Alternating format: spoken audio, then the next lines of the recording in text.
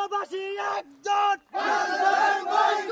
বাংলাদেশ বর্তমান কোটা সংস্কার আন্দোলনকে কেন্দ্র করে বাংলাদেশ সরকারের পোশাক কুত্তালিক নামক সন্ত্রাসী ও পুলিশ নামক কুলাঙ্গারেরা আমাদের ছাত্র ভাই এবং বোনদেরকে যেভাবে গুলি করে হত্যা করতেছে, তাই সেই কার্যকাণ্ডের উপর নিন্দা জানিয়ে আমরা বাংলাদেশ স্বৈরাচারী সরকার সহ বাংলাদেশ ব্যাংক সবকিছু বয়কট করলাম। আপনারা কি রাজি আছেন?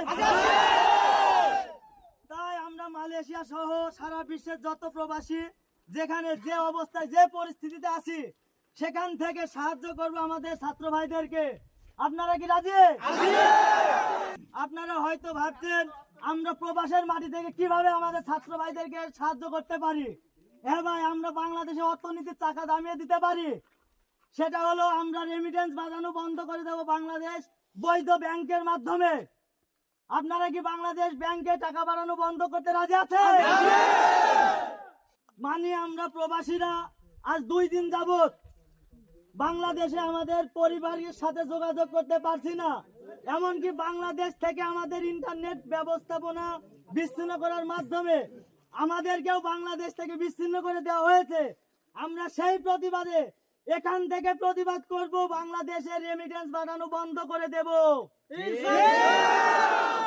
বন্ধ বন্ধ বন্ধ বন্ধ বন্ধ বন্ধ।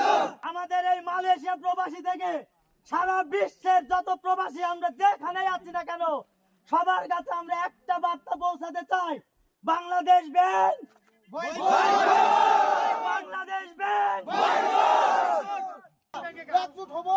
আমরা বাংলাদেশ ব্যাংকে কোনো এমিটেন্স পাঠাবো না।